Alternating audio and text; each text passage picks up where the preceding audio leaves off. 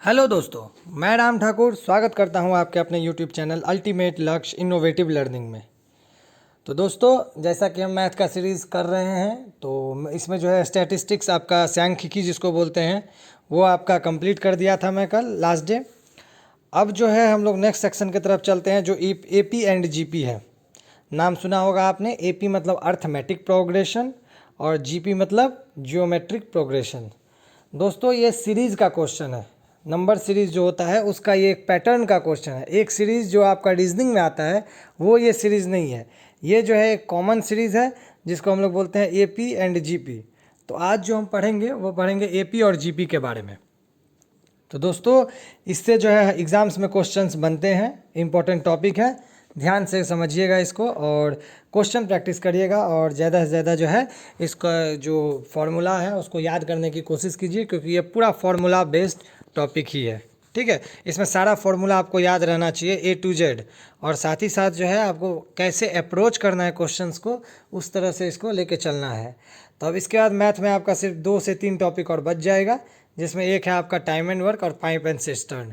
और ये दोनों जो है टाइम एंड वर्क यानी कार्य और समय, और पाइप एंड सिस्टर्न यानी नल और टंकी। तो ये जो है काफ़ी इंपॉर्टेंट सेक्शंस है मैथ्स के लिए, जो आपको किसी भी एग्ज़ाम्स में जो है आप एक्सपेक्ट कर सकते हैं कि कहीं से क्वेश्चन रहे ना रहे, लेकिन टाइम एंड वर्क और उससे क्वेश्चन रहेगा ही रहेगा। तो इसलिए उस सेक्शंस को मैंने लास्ट में लिया है, क्योंकि उससे मैं बहुत अच्छे से डील करूँगा और आपको भी जो है बहुत अच्छे से प्रैक्टिस करना है। दोस्तों, उसके बाद आपका मैथ का ये जो सीरीज़ है ये ख़त्म हो जाएगा। इसके बाद मैं जो है आने वाले टाइम में पहले जीएस को कंप्लीट करूँगा, फिर मैथ्स का जो है क्रैश कोर्स चलाऊँगा एग्ज़ाम से पहले, जो काफ़ी इंपॉर्टेंट बन जाएगा आपके लिए। एग्ज़ामिनेशन जो है आपका जैसे ही आएगा उस समय तक आपका रिवीजन भी कंप्लीट हो गया रहेगा, और यहाँ मैं आपको सारा जो है रिवीजन भी करा दूँगा। ठीक है, तो चलते हैं आज के टॉपिक की तरफ जो है एपी अर्थमेटिक प्रोग्रेशन। तो देखिए, एक नंबर का जो है ना सीरीज़ है। सीरीज़ मतलब क्या होता है? एक मतलब पैटर्न है, पैटर्न को एक फॉलो करता है। जैसे कि आप लाइन में लगते हैं कोई चीज़, जैसे बैंक में जाते हैं आप कोई चीज़ जमा करने के लिए, तो वहाँ आपको लाइन में लगना पड़ता है, एक के बाद एक के बाद एक। तो वो एक पैटर्न होता है ना, कि आपको इस तरह से क्यू में खड़ा होना है, और जब आपकी नंबर आएगी तभी आपको जो है वो काम करने का मौका मिलेगा जिस काम के लिए आप गए हैं। उसी तरह ये जो है नंबर का एक सीरीज़ होता है। इसको जो है बोलते हैं अरिथमेटिक प्रोग्रेशन। प्रोग्रेशन मतलब क्या होता है? अर्थमेटिक मतलब तो आपको पता है, अर्थमेटिक तो मतलब तो आपको पता है क्या होता है। और प्रोग्रेशन मतलब बढ़ता हुआ, यानी अर्थमेटिक नंबर जो है वो आगे चलता जाएगा एक पैटर्न को फॉलो करके। तो वो पैटर्न क्या है? जैसे देखिए, आपका 1 2 3 4 अगर कॉमा डाल दे, इस तरह अगर चलता रहे तो ये क्या है? ये एक पैटर्न है कि हाँ, एक एक करके हम बढ़ा रहे हैं, है ना, एक एक करके हम आगे चल रहे हैं। तो वो क्या हो गया? ये आपका एक सीरीज़ हो गया, ये आपका एक पैटर्न हो गया, और इसी में जो है नंबर प्रोग्रेस हो रहा है, प्रोग्रेशन हो रहा है। ठीक है, तो इसी को क्या बोलते हैं? Arithmetic progression. तो देखिए, अर्थमेटिक प्रोग्रेशन में जो है जो पहला टर्म होता है, ये जो पहला टर्म सीरीज़ का होगा उसको बोलते हैं फर्स्ट टर्म। उसको क्या बोलते हैं? First term. ठीक है, और जो इसके बीच का डिफरेंस होता है, जो हर एक, जैसे देखिए ये जो है ना कैसे एक पैटर्न को फॉलो करता है, इसका क्या प्रूफ है? कैसे आप प्रूफ करेंगे कि ये एक पैटर्न को फॉलो कर रहा है? तो देखिए, काफ़ी ईजी है कि यहाँ देखिए, इसमें कितना बढ़ाया आपने? +1। इसमें कितना बढ़ाया? +1। इसमें कितना ऐड किया? तो ये आया +1। यानी कॉमन क्या आ रहा है कि आपने एक एक करके सबको बढ़ाया है। तो जो ये एपी अर्थमेटिक प्रोग्रेशन होता है, इसमें आपने कैसे फाइंड किया कि आपने एक बढ़ाया? आपने 2 में से 1 को माइनस किया, 3 में से 2 को माइनस किया, 4 में से 3 को माइनस किया। यानी जो अगला टर्म है उससे आप पहला टर्म को माइनस कर रहे हैं, जो अगला टर्म है उससे आप पहला टर्म को माइनस कर रहे हैं। ध्यान दीजिए, जो सेकंड टर्म है उससे फर्स्ट को माइनस कर रहे हैं, थर्ड से सेकंड को माइनस कर रहे हैं। यहाँ तो आप इजीली फाइंड कर लिए कि 1 2 3 4 में 1 1 1 बढ़ रहा है, कहीं पे ज़्यादा भी हो सकता है। उस केस में आप क्या करेंगे? डायरेक्ट आप फाइंड नहीं कर सकते हैं, तो उसको कैसे फाइंड करना है? Second term minus first term. और उसी चीज़ को बोलते हैं, वो जो second term minus first term होता है, यानी अगला में से पहले वाला को अगर माइनस कर देंगे तो जो निकल के आता है उस टर्म को बोलते हैं, उसे हम लोग बोलते हैं कॉमन डिफरेंस। क्या बोलते हैं? कॉमन डिफरेंस, जिसको डिनोट करते हैं डी से। तो यहाँ पे डी क्या हुआ? 1 हुआ, याद रहेगा। अब देखिए, अगर पहला टर्म को हम ए से डिनोट करते हैं और आपका कॉमन डिफरेंस डी है, तो सेकेंड टर्म क्या होगा? ए प्लस डी, ए प्लस डी, क्योंकि ए है आपका 1 और डी है आपका 1, तो 1 + 1 क्या हो जाएगा 2, आ गया आपका सेकेंड टर्म। तो दूसरा टर्म क्या होगा a + d, क्योंकि कॉमन डिफरेंस ही तो बढ़ेगा ना। अभी अगर तीसरा टर्म हम फाइंड करने बोले तो a + d तो था सेकेंड टर्म, अब थर्ड टर्म क्या होगा, एक और d ऐड कर देंगे तो क्या हो जाएगा a + 2d, राइट। तो इस तरह से जो है ये प्रोग्रेशन आगे चलता है। तो इसलिए क्या होगा, देखिए ऐसे हम लोग इसको करते हैं, first term a, second term a + d, a + 2d, a + 3d, यानी जितना नंबर आपको टर्म कहेगा उसमें a प्लस एक माइनस कर दीजिए, यानी 4 टर्म बोला तो 4 - 1 3d। अगर आपको फिफ्थ टर्म कहा तो a + 5 यानी 5 - 1 4 इंटू d कर दीजिए। तो इस तरह ये प्रोग्रेशन जो है मूव करता है। मैं आशा करता हूँ कि आपको ये अच्छे से समझ में आ गया कि AP क्या होता है, कैसे मूव करता है। अब देखिए हम एक एग्जाम्पल से समझते हैं। अगर 5, 12, 17, 26 और 33 AP में है क्या, इसको कैसे प्रूफ करते हैं, तो इसको प्रूफ करते हैं अगर कॉमन डिफरेंस सेम हो हर जगह तो वह AP में है। तो अब देखिए इसका कॉमन डिफरेंस कैसे बोला था मैंने, सेकंड में से फर्स्ट, थर्ड में से सेकंड, यानी अगले में से पहले को माइनस कीजिए। तो 12 - 5 क्या होता है आपका 7, 19 - 12 7, 26 - 19 7, और अगर आप अगला देखें तो 33 - 26 क्या आएगा, वो भी 7। यानी कॉमन डिफरेंस हर जगह जो है वह सेम है, यानी every place the common difference is equal. It means it forms an AP series. या कौन सा सीरीज को फॉलो कर रहा है, या AP सीरीज को फॉलो कर रहा है। समझ में आया AP क्या होता है। चलिए अब जब AP सीरीज आपको समझ में आ गया तो इससे रिलेटेड कुछ फॉर्मूला देखेंगे, उसके बाद क्वेश्चन देखेंगे कि AP सीरीज से कैसे क्वेश्चंस बनते हैं और कैसे क्या क्या इसमें क्वेश्चंस पूछते हैं, क्या फॉर्मूला उसमें यूज़ होते हैं। अब सीरीज है तो जाना सा बात है, इसमें आपको या तो आपको कोई टर्म के बारे में पूछा जाएगा या एडिशन सब्सट्रैक्शन यही सब पूछा जाएगा। तो चलिए देखते हैं क्या है फॉर्मूला। तो देखिए A1, A2, A3 और TN मतलब ये TN टर्म तक गया है, ठीक है। और A1 तो आपको पता है first term, A2 second term, A3 second third term, इस तरह TN टर्म तक गया है। तो यहाँ कह रहा है कि कॉमन डिफरेंस तो हमारे पास क्या है D है, तो second term minus first term यानी A2 - A1 होता है। इससे आपका क्या आएगा कॉमन डिफरेंस। समझिए यहाँ पे क्या समझाने की कोशिश कर रहा है, अगर आपका कोई सीरीज दिया हो तो सबसे पहले आपको अप्रोच क्या करना है, A निकालना है। तो यहाँ A क्या है A1, और उसके बाद क्या निकालना है आपको कॉमन डिफरेंस निकालना है। बाकी आपको सब समझ में आएगा। कॉमन डिफरेंस क्या होगा, अगला में से पहला, यानी यहाँ क्या होगा A2 - A1, या फिर A3 - A2, या फिर A4 - A3, या फिर TN - 1, क्योंकि TN अगर लास्ट टर्म है तो इससे पहले वाला टर्म क्या होगा TN - 1, तो इधर क्या होगा TN - TN - 1, है ना। तो इस तरह से कॉमन डिफरेंस निकालते हैं। तो यहाँ देखिए हमने कॉमन डिफरेंस निकाल लिया A2 - A1। अब देखिए TN मतलब ये जो टर्म है TN, वो टर्म क्या है, वो जो ये जो TN टर्म दिया है यहाँ पे तो कुछ होना चाहिए था, यहाँ TN तो नहीं होगा। A1, A2, A3 तो यहाँ AN होना चाहिए, है ना। तो इस कंडीशन में इसको कैसे निकालते हैं, TN = first term plus bracket में N - 1 इंटू D। N क्या है यहाँ पे, नंबर ऑफ टर्म्स। TN है तो क्या है ये, N क्या है, नंबर ऑफ टर्म्स। तो ये फॉर्मूला आपको याद रखना है, ये है N टर्म्स के जगह पे क्या है वो निकालने का फॉर्मूला। अगर हमारे पास A1, A2, A3 और लास्ट टर्म TN टर्म हमको निकालना है कि TN पे क्या था, तो हमारे पास A है, D है और N भी मेरे पता चल जाएगा, तो हम जो है इजीली फाइंड कर पाएंगे कि क्या है। तो ये क्या है, N टर्म निकालने का फॉर्मूला। क्या है, N टर्म निकालने का फॉर्मूला, ठीक है।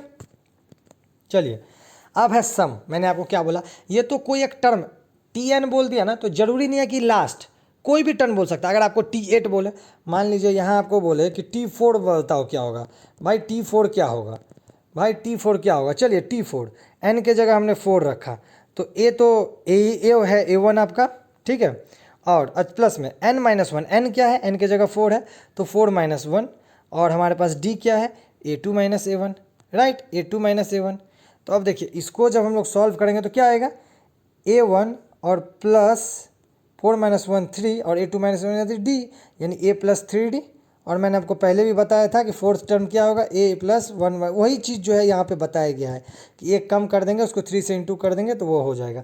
तो यहाँ पे 4 था, हमने इजीली फाइंड कर लिया। कुछ अलग टाइप का रहेगा तो वो हम क्वेश्चन में देख लेंगे कि कैसे सॉल्व करते हैं। फिलहाल आप यही जानिए कि कैसे हम लोग सॉल्व करते हैं। अब देखिए मान लीजिए आपका N टर्म तो दिया हुआ है, N टर्म मान लीजिए N के जगह 10 है, कोई एक 10 टर्म दिया होगा, 2, 4, 6, 8 ऐसे करके 10 टर्म तक जा रहा है। मान के चलिए।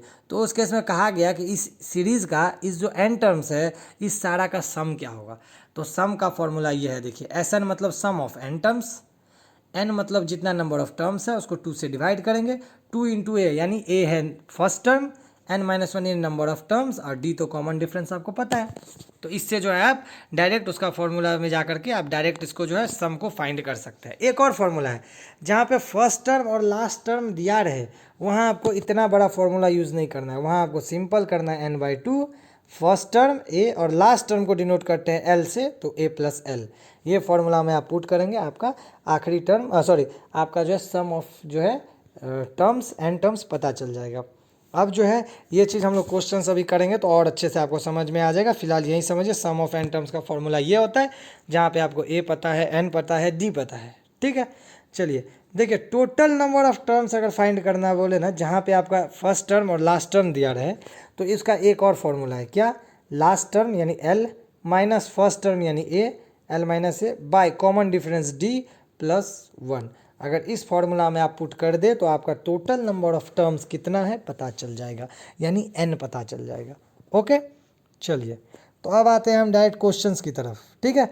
तो क्वेश्चंस देखते हैं किस टाइप का आता है, आपको यहीं से अब सब कुछ क्लियर हो जाएगा। देखिए पहला क्वेश्चन क्या है, 1 4 6 फिर 5 11 6, इस टाइप से जो है find the sum of 100 terms. तो 100 टर्म्स फाइंड करना है। अब ये बताइए, अगर इसको हम पूरा ऐसे ही देखें तो क्या आपको ये लग रहा है कि ये AP में है, सीरीज में है? कैसे है, 4 - 1 3 हो गया, 6 - 4 2 हो गया, 5 - 6 1 हो गया, 11 - 5 आपका 6 हो गया। तो कॉमन डिफरेंस तो सेम नहीं है, फिर ये कैसे फाइंड करेंगे हम, तो देखिए इसको जो है हमें पहले AP सीरीज़ में बनाना होगा। इसको कुछ तोड़ के हम लोग इसको कुछ अलग अलग अगर करें तो क्या ये AP सीरीज़ बनेगा, देखते हैं। अब देखिए 1 6 11 क्या है, 1 6 11 वाला जो टर्म है, यानी फर्स्ट टर्म, थर्ड टर्म और 5 टर्म, ये देखिए ये एक सीरीज़ को फॉलो कर रहा है क्या। 6 - 1 क्या होगा 5, 11 - 6 5। अरे हाँ, यहाँ हमने देखा, अरे भाई सही बात है, ये तीनों तो AP सीरीज़ फॉर्म कर रहा है। अब क्या करें, तो क्या करना है, यानी हर एक दूसरा टर्म जो है, पहला टर्म और तीसरा टर्म, यानी हर एक के बाद एक टर्म जो है वो AP सीरीज़ फॉलो कर रहा है, यानी ये जो है 2 भाग में बटेगा, 50-50 का, है ना, क्योंकि 2-2 तो वैसा जा रहा है ना, AP में जा रहा है। अभी देखिए मैं आपको अच्छे से समझाता हूँ। इसका मतलब 1 6 11 इस तरह 50 टर्म आएगा जो AP में होगा। सेकेंड देखिए 4 5 उसके बाद 6, यहाँ हम देख रहे हैं, अच्छा ये भी कर रहा है, यानी हर 2-2, एक जो है थर्ड, 2 जो है 4, यानी एक पेयर बना रहा है। तो अब 100 टोटल 100 नंबर है तो उसका पेयर कितना कितना का होगा, 50-50 का होगा। तो देखिए दोनों 50-50 में अगर हम बांट दिए तो दोनों अलग अलग जो है इंडिविजुअली जो है वो AP सीरीज़ को फॉर्म कर रहा है, बस फॉर्मूला में हमने दोनों को पुट किया, हमारे पास निकल के आ गया आंसर। यहाँ पे फर्स्ट टर्म हो गया 1, कॉमन डिफरेंस हो गया 5, यहाँ फर्स्ट टर्म हो गया 5, कॉमन डिफरेंस हो गया 1। बाकी तो आपका जो फॉर्मूला है n/2 2a + n-1 into d, जो यहाँ हमने देखा था सम का फॉर्मूला, इसमें हमने पुट किया, हमारे पास बन के आ गया, है ना। तो इस तरह से जो है इसको अप्रोच करना है। देखा आपने, इस तरह का क्वेश्चन कभी कभी आपको दिया जाएगा तो आप यहाँ क्या समझोगे, देखिए अरे यार यहाँ तो डिफरेंट डिजिट है, कॉमन डिफरेंस भी सेम नहीं है, इसका मतलब ये AP में नहीं है, ये क्वेश्चन ही गलत है। नहीं दोस्तों, यहाँ पे आपको पैटर्न समझना पड़ेगा, कभी कभी क्वेश्चन में ट्विस्ट करता है, तो उसी चीज़ को आप जब तक समझेंगे नहीं सॉल्व नहीं कर पाएंगे। तो इस तरह से इसको अप्रोच करना है। आई बात समझ में, आप 1-2 बार इसको प्रैक्टिस करेंगे, आपको अप्रोचिंग पावर आ जाएगा। आपके पास अगर कंसेप्ट है तो कंसेप्ट जो है एक पावर होता है किसी भी क्वेश्चन को सॉल्व करने का, तो आपको जो है अप्रोच खुद ब खुद पता चल जाएगा, ठीक है। चलिए दूसरा क्वेश्चन, 1 - 2 - 3 + 2 - 3 - 4 + 3 - 4 - 5, व्हाट इज़ दिस।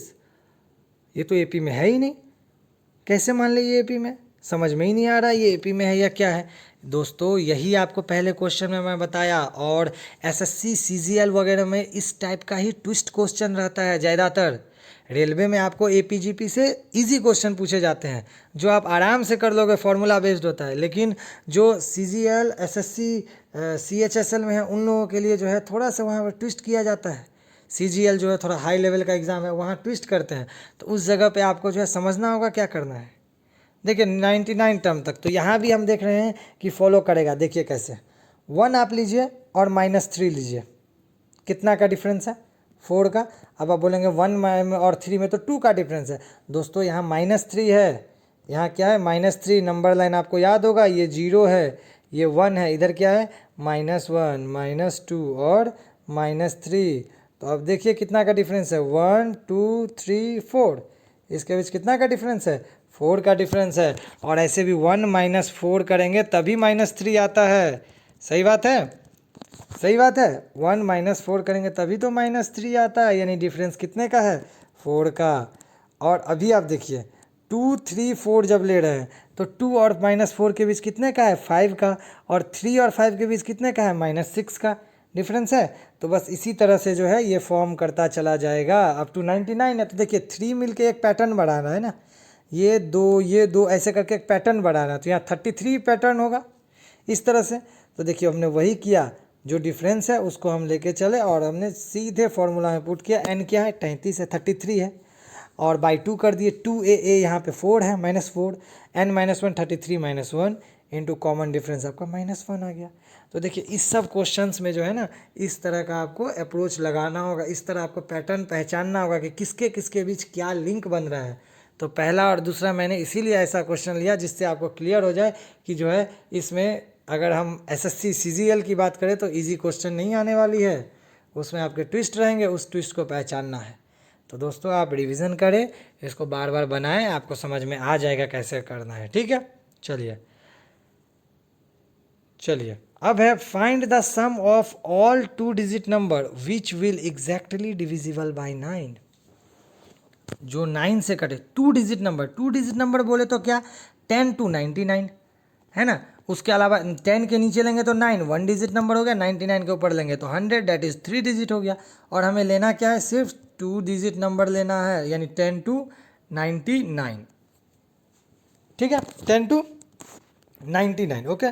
तो अब 10 to 99 के बीच में कह रहा है कि विच विल एग्जैक्टली डिविजिबल बाय 9, जो 9 से कटे, जो 9 से डिविजिबल हो, सबको ऐड करना है, सबका सम फाइंड करना है। तो क्या आप सबको लिख के सम फाइंड करेंगे? नहीं दोस्तों, आपको ऐसा नहीं करना है। अब आप सबसे पहले पहचानिए कि 10 से ऊपर कौन सा है, फर्स्ट कौन सा है जो आपका 9 से डिविजिबल होगा। तो आप सिंपल 9 का टेबल को याद कीजिए ना, 9 1 जा 9, 9 2 जा 18, 9 2 जा 18, इसके बीच में तो कुछ है ही नहीं। यानी दूसरा 2 डिजिट का सबसे छोटा नंबर कौन सा होगा जो 10 से 9 से डिविजिबल होगा, तो वो है 18। अब देखिए 18 के बाद तो आपका चलता चले जाएगा, 18 27 34 45 अप टू 99 तक जाएगा, अप टू 99 तक जाएगा। तो अब देखिए यहाँ पे नंबर ऑफ़ टर्म्स का मैंने फॉर्मूला बताया था। नंबर ऑफ़ टर्म्स कैसे फाइंड करते हैं, first term sorry last term minus first term, last term है 99, फर्स्ट टर्म है 18, डिवाइड बाय डी। अब कॉमन डिफरेंस क्या होगा, 9 का टेबल पढ़ रहे हैं तो 9 का ही तो डिफरेंस होता चला जाएगा, 9 18 27 सब में 9 का ही तो डिफरेंस होगा, और प्लस में 1 करना है, इसके साथ जो है प्लस में 1 करना है। तो क्या होगा, 99 माइनस 18 81 हो गया, डिवाइड बाय 9 यानी 9 9 + 1 10, यानी कितने टर्म है टोटल, टोटल आपके 10 टर्म है। तो जब 10 टर्म है, टर्म आ गया आपके पास, तो सम निकालने का फॉर्मूला क्या देखा हमने, n/2 first term plus last term, क्योंकि यहाँ लास्ट टर्म दिया हुआ है और फर्स्ट टर्म भी है, तो हम सिंपल फार्मूला में पुट करेंगे, हमारे पास आंसर निकल के आ गया। तो इस टाइप का क्वेश्चंस भी आपका बहुत इंपॉर्टेंट हो जाता है, ये सब पूछा हुआ क्वेश्चंस है। ठीक है, देखिए सेम उसी टाइप का है, find the sum of all 2 digit number which when divided by 2 it leaves a remainder 3। वही क्वेश्चन है, लेकिन क्या कह रहा है इसमें, आपको जब भी डिवाइड करेंगे तो रिमाइंडर 3 देगा, रिमाइंडर क्या देगा, 3 देगा। तो अब देखिए पहला कौन सा डिजिट होगा 2 डिजिट का जो 3 रिमाइंडर दे आपका। तो देखिए 9 1 जा 9, अगर इसमें 3 ऐड कर दे तो वो 3 ही तो रिमाइंडर आएगा ना, यानी 12 अगर ले ले तो 9 1 जा 9 हो जाएगा, कितना रिमाइंडर आएगा आपका, 3, है ना। तो इस तरह से हम लोग इसको किए, पहला आ गया 12, उसके बाद क्या करना है, 9 9 ऐड करता चले जाना है, वो 93 तक आएगा, है ना। 99 तो नहीं आएगा, 93 तक आएगा, क्योंकि 3 रिमाइंडर चाहिए, और लास्ट जो है 99 ही है, और सेकेंड लास्ट क्या है आपका 90 है। तो 90 + 3 कर देंगे तो 3 रिमाइंडर आ जाएगा, तो 93 लिया। बाकी आपका फॉर्मूला सेम है, बाकी आपका फॉर्मूला सेम है, जैसा हमने पिछले में बनाया था वैसे ही आप बना लीजिए। इसको आप इजीली सॉल्व करके निकल जाएंगे। ठीक है, चलिए अब है क्वेश्चन। देखिए इस टाइप का क्वेश्चन भी बहुत इंपॉर्टेंट है, काफ़ी ईजी है, सिर्फ समझने वाली चीज़ है। T2 + T5 मतलब क्या? T2 बोले तो क्या? Second term. T5 बोले तो क्या? Fifth term. क्या? Fifth term is equals to 8 है, दोनों का सम क्या है? 8 है। तो अब देखिए अगर सेकेंड टर्म बोला जाए तो हमारे पास फॉर्मूला क्या है? a + n - 1 × d। तो a क्या है? a क्या है? अगर a को हम मानते हैं a ही, ठीक है। n बोल रहा है हमारे पास सेकेंड टर्म, यानी 1 - 1 क्या हो गया? 0। क्या हो गया? 0। सॉरी सेकेंड टर्म यानी 2n2 है तो 2 - 1 क्या हो गया? 1। अब 1 × d यानी क्या आ जाएगा? a + d। यानी जब हम n2 लेते हैं तो यहाँ d के साथ क्या आता है? 1, यानी हमेशा n - 1 आता है, राइट। तो इस हिसाब से a5 टर्म क्या होगा? a + 4d नहीं हो जाएगा? यहाँ अगर 5 देंगे तो 5 - 1 4, दैट इज़ 4d।